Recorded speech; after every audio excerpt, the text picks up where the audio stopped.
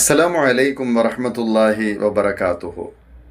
கண்ணியம் நிறைந்த நன்மக்களே, தொழும் பொழுது நாம் சற்று பொறுமையோடு நிதானமாக தொழ வேண்டும்.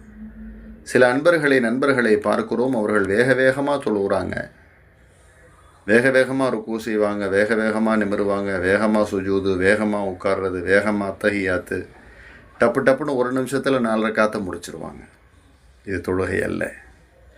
தொழுகை என்றால் அமைதியாக, நிம்மதியாக, மனராகத்தோடு அதை தொழ வேண்டும். ஸல்லல்லாஹு அலைஹி வஸல்லம் சொன்னாங்க, கோழி கொத்துவது போன்று தொழக்கூடியவன். எப்படி கோழி தன்னுடைய இரையை பூமியில் வேக வேகமாக கொத்தி சாப்பிடுமோ, இது போன்று ருக்கு சுஜூதுகளை வேக வேகமாக செய்கிறவங்க தொழுகை திருடர்கள் என்று சொன்னார்கள். அல்லாஹு அக்பர். அதே போல பரிபூர்ணமில்லாத தொழுகை தொழுதவரின் முகத்தில் தூக்கி வீசப்படுகிறது என்றும் ஸல்லல்லாஹு அலைஹி வஸல்லம் சொன்னாங்க. அதனால் கண்ணியத்திற்குரிய நல்லவர்களே, 4 ரக்காத் தொழுவதற்கு நாம் குறைந்தது ஒரு 5 நிமிடம் எடுத்துக்கொள்ள வேண்டும். நிம்மதியாக ருக்கு, நிம்மதியாக சுஜூது, நிம்மதியாக எல்லா காரியத்தையும் செய்யும் பொழுது அது ரப்பிடத்திலே நமக்கு ஒரு நெருக்கம் பெற்றுத்தர காரணமாகி விடுகிறது. எனவே பொறுமையாக தொழுவோம், இறையருளை பெறுவோம்.